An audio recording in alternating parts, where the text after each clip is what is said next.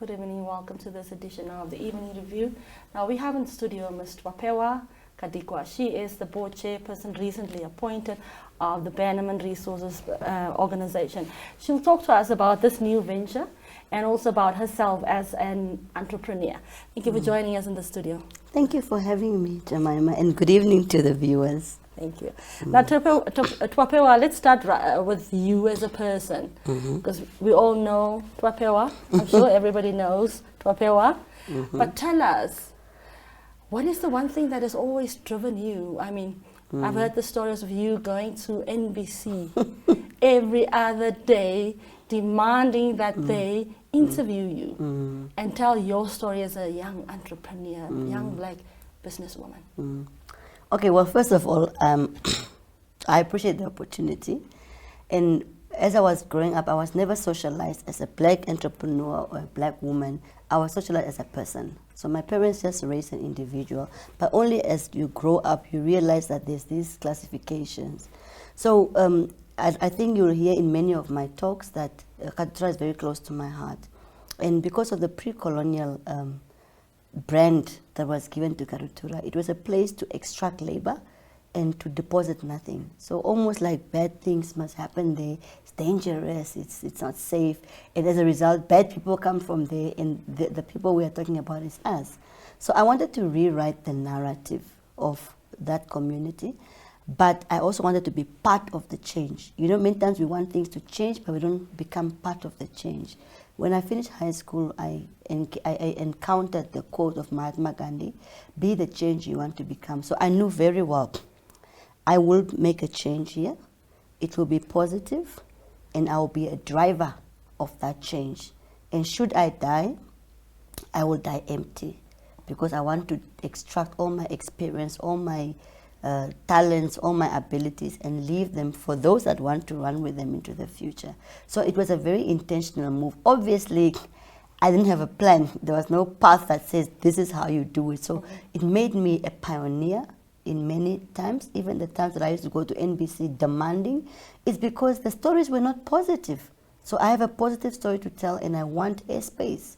And that resilience, persistence, and vuma, how we call it that side, it's the one that I think eventually unlocked that hidden talent or hidden potential and attracted me to different mentors in my life who knew that there's something in there.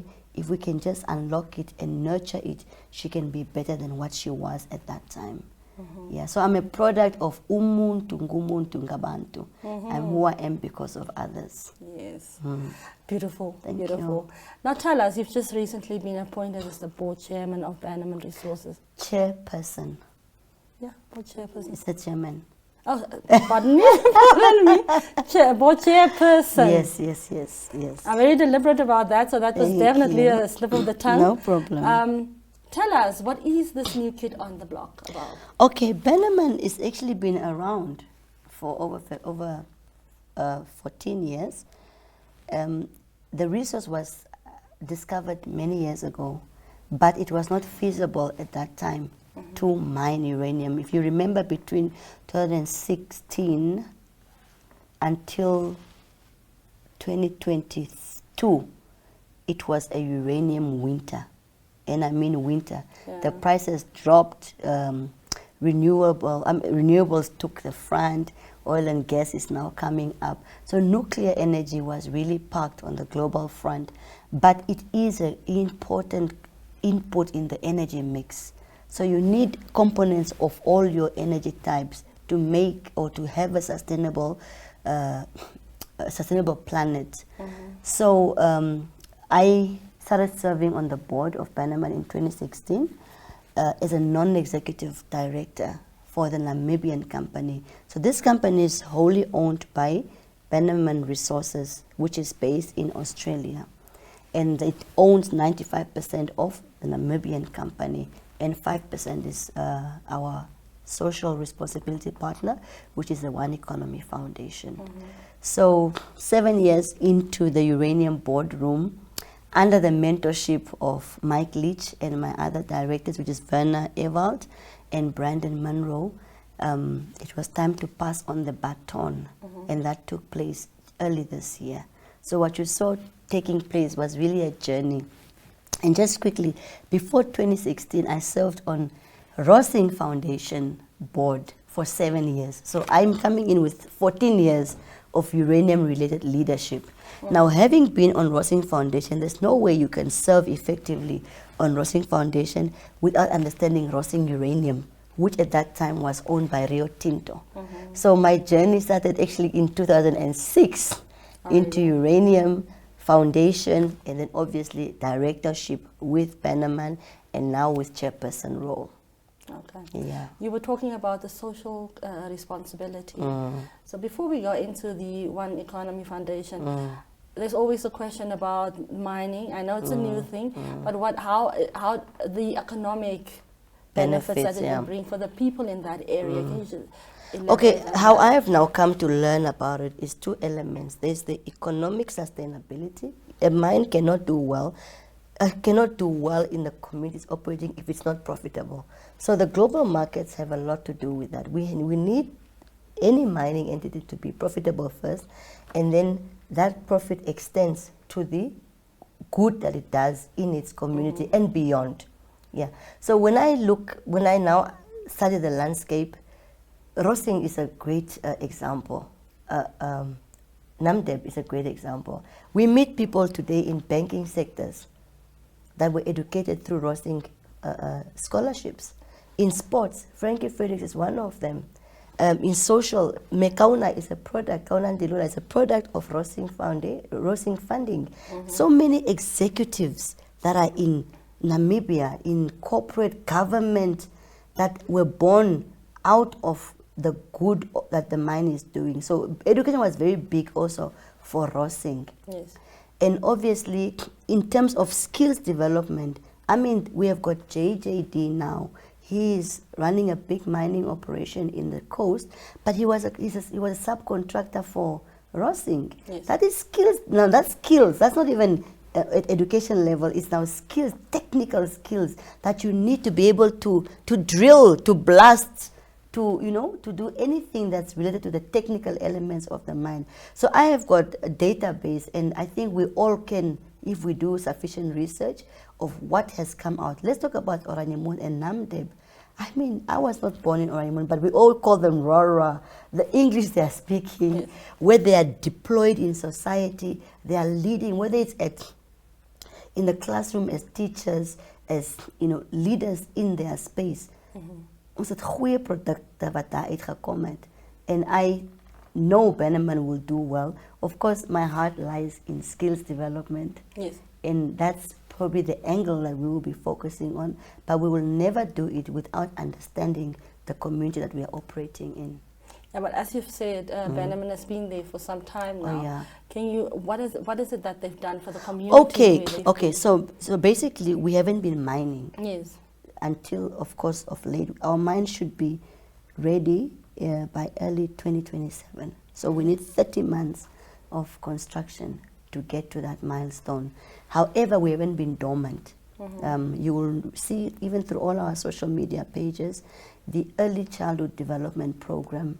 We go to Opuo, Kunene, and there's an annual outreach that we give a whole set of a startup for a school-going child, from uniforms to shoes to school, everything that they need to kickstart them for that academic year. And that has been repetitive over the past 10 years. Mashiwa Hengua has actually been very instrumental in that regard. And then there's also been the work we've been doing with the One Economy Foundation. I don't know if you've been to the campus. I'm just not flabbergasted at the good work and the way it is. I think the board and the leadership of One Economy were very intentional, and I applaud them for that. So skills being important to us, Namibia being a country where if you are smart as a corporate, you cannot divorce yourself from the youth dilemma. We have to be intentional as leaders. Every corporate must be very clear of what they're doing for the youth dividend. Our young people need every intervention. It's embarrassing to be 3 million people with over 56% unemployed and 76% are youth. Do you understand? So as a strategy, whether it is as an NGO or a corporate or a personal business, you have to be very clear on what you want to do in that regard. Of course, you can't do everything, but you must choose your portion well. So maybe I'm speaking to corporates now, but Yes. I meant to say Banam is doing an amazing job. And my leadership style is steward leadership and authenticity. Do you understand? Steward leadership is to be very cognizant and clear that uranium is not ours. It's not Twapewa's uranium. We are stewards. We are custodians over these natural resources that the Creator has given us. And our role is to leave it better than how we found it. If we're going to create jobs, they must be the best that we can create. If we're going to do environmental sustainability, it must be to the best of our ability. We must leave the environment better than how we found it. And that is intentional. Do you understand? If it's youth development, it must be intentional. So speaking about the environment, keeping it as it is, or leaving it better than it was, what is Banam's plan and how are you doing this? Okay, so let me show off a bit. Okay. Werner Ewald, who's our managing director in Sock Moon, was actually the tourism personality of the year, I think 2023, if not 2022. So tourism has always been very big in every meeting, but sustainable tourism. He's an agile cyclist, so they use this back road of with the pass, the net bank. Yes, I just can't. Yes. Pass. Yes. The pass. Yes. The annual Yes. cycling event. So environmental. Okay, let's look at history or the landscape. What do mines normally do? They go in, they extract, Yes. they leave holes. What do you want to leave a hole for? Replenish, put a patch of grass, and let's continue with grazing, with agriculture, with ABC, because what you wanted was under the ground, and you've already extracted it. So fortunately with Banam, I've also seen good models. I recently came from Australia, where they have literally rehabilitated a mining ground. You won't know that there was a mine there. It's a park. There's cattle grazing on that ground. Do you understand? Only if you know or if you read up on that site can you understand that actually it was a mine a few years ago and the life of mine has expired. So environmental sustainability is very important to us. Food security is very important to us. Renewable environmental practices are very important to us. So in terms of even archaeological sites, recently we had a doctor at the site, at the demonstration site in Sock Moon, and she was training our staff or the staff of the contractors who are now busy with the road and the access road. Just in case you come across a bone or a skull, what is the procedure? Because that could be an archaeological item. So don't just throw it to the dustbin. We can preserve it for the future generation. You said you've just been from Australia. Yes. Can you tell us what system is Banam going to use? What is that? Mining system. You know, you just talked about the rehabilitation. We know that there's also a local Russian mine that's looking into in situ mining. So what type of mining system is Banam going to use, and what is it that you've seen in Australia? Oh, my sister, I was in a culture shock. Mind you, I told you I was born in Gamienta. And you take this girl and put her in Perth and expose all these things. I was really having a culture shock at how intentional development can be. When you say we are intentional, the cycling paths, the roads, the infrastructure, the rehabilitation of the mines, it's an old mining town, but now it's a tourism attraction. So the mine left, the buildings were converted into some hotels, and life is continuing. But there used to be a mine, used to be a locomotive station. Such beautiful practices. So I don't think I've seen everything, but I've definitely seen a lot to inspire me to take that inspiration into the organization.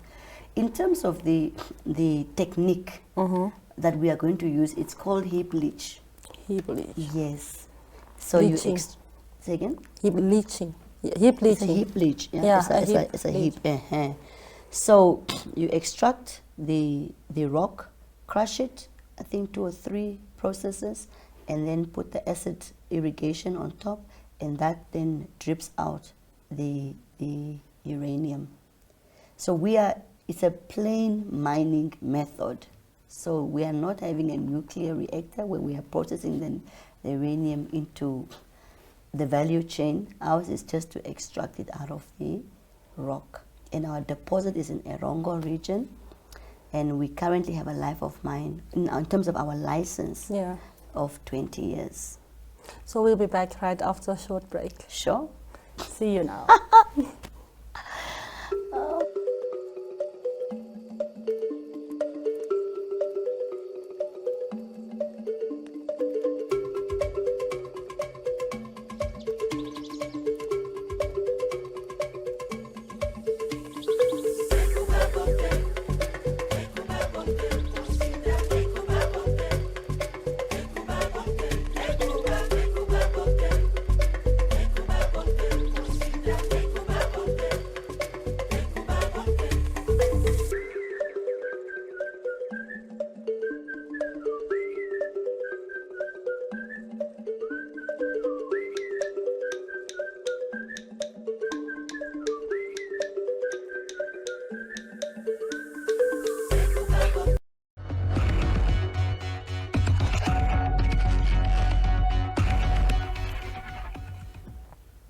Welcome back. Now, if you've just joined us, we are in the studio with Ms. Twapewa Kadhikwa. She is the board chairperson of Banam Resources. Banam Mining Resources. Banam Mining Resources. Now, you've just taken me off guard when you're board chairperson. Now, before we went on a break, you were telling us about this heap leaching. So, can you just elaborate on that heap leaching and how the rehabilitation then works? Okay, look, it's an extraction. Yes. So naturally, you are caving into the rock and extracting rock particles, which need to be crushed. You crush them. We're anticipating a 3 cycle of crushing, and then it should be soft enough as sand particles that you can put irrigation on top, and it runs through that as a solution, and at the bottom it gives you what you are looking for. Now, Twapewa, you know that there's this big conversation on value addition in Namibia. And I mean, our uranium, we are the second biggest in the world. We are the biggest on the continent. Are we the biggest? We are the biggest on the continent, the second biggest in the world after Kazakhstan. So, as a leader now, as a board chairperson, what kind of leadership are you bringing to push towards this ensuring value addition in Namibia, where our resources are no longer exported to other countries where it creates jobs? Okay, I've had that question a couple of times, and I'm going to address it with caution. The mining license that we received is not a processing license. It's a license to mine, meaning to extract the resource and to give uranium to the market, which would be your reactors, where the value addition takes place. May I advise that I think there's been high-level conversations in every sector in terms of, is this it? Are we just going to be a country that extracts and sends our products and then they come back at some point as refined? So it is a national conversation. I think if our strategy changes and we request for a license that allows us to do that, obviously given appetite of shareholders and the market dynamics, etc. One of the things that I now know is that although we are the biggest, our grade of uranium is not the best. We have volume, but in terms of quality, we don't have that quality that can just snap the finger. However, if I were in another boardroom, for example, like I wear another hat, which is NIDA, I think in terms of your value addition, there's so many other lower-hanging fruits that can activate industries overnight. And perhaps we should be activating those. We've got fast-moving consumer goods that can be produced within a week. We can develop industries in a week. Some of these industries, look at the story I just told you. It's 14 years. and it's going to be another 3 years before we see the mine, and then another 15 years before that life of mine. So are we going to do like a cost-benefit analysis? Do you give yourself 5 months to start the industry, or you want to wait 20 years?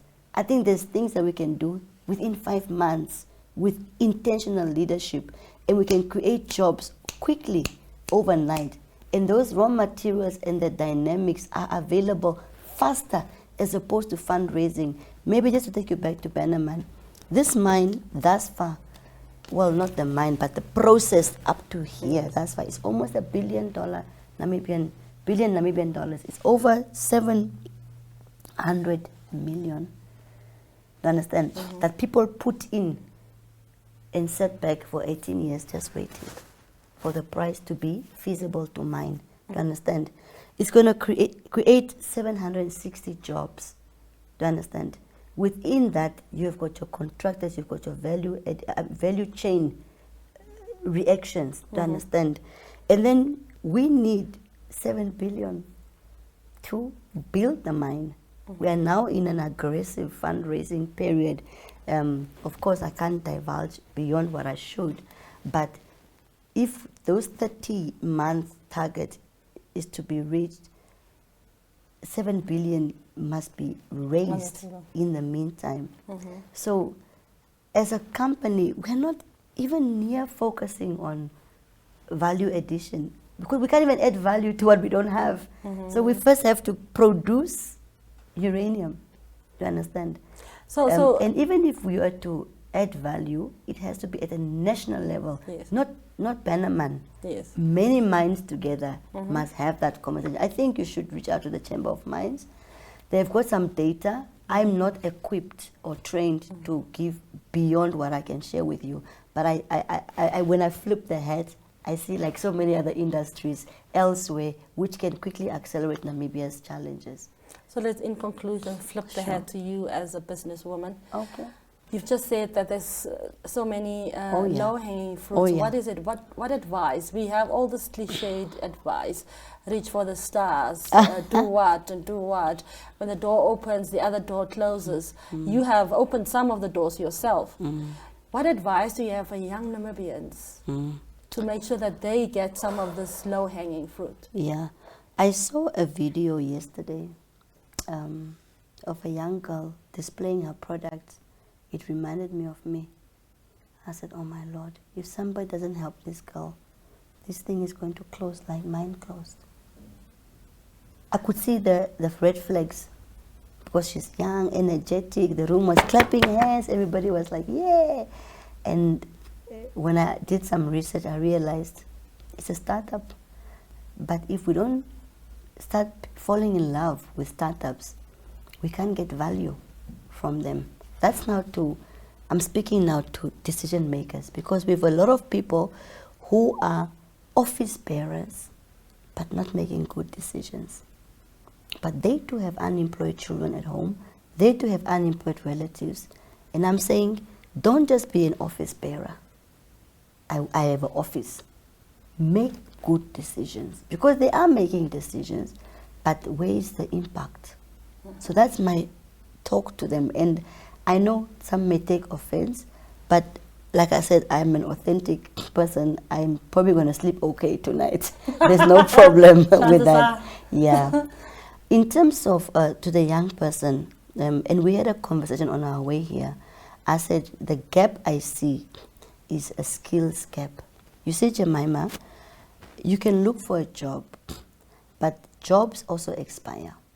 You can have a qualification to get you a job, but what will keep you in the job is your skill.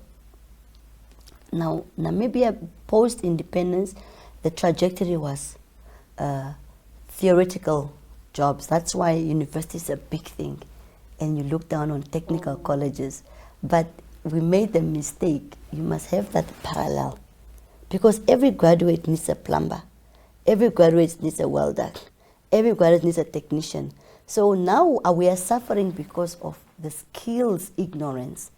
To understand, when you have a skill, my sister, you don't need a job because you can work. What are skills? Oh my gosh, okay. Well, maybe they can come to our academy, at the TK Academy. We are all about skills and entrepreneurship. There's so many skills. Do you know we have a skills development plan right now? NDP 2, Namibia Skills Development Plan, which is in deficit in every sector. Yeah, sad. So whether if you look at marine, deficit. Roads, deficit. There's skills needed. Let me give examples. Rig operators. There's skills. Ons soek mense om daai werk te doen.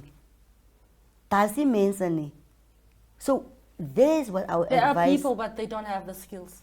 The people are now unemployed. But even if I want to give you a job, you don't have the skill that you need to access the job. Should the job not be available, at least you have the skill to work. To create that job. Yes, you become an entrepreneur. But you don't have a skill, so you can't access a job, neither can you work. What happens is depression. What happens is regret. What happens is frustration. What happens is crime. So if a young person can hear me now, VUCA, skills, come for an assessment. We have an assessment that we use and tell you where are your competencies. And that competency will make you attractive to your real design of as how you were created by God. And if there's no job, you wake up and you work. Thank you very much for joining us. I enjoyed being here. When am I coming back? Anytime soon. Good night. Good night. Oh my Lord.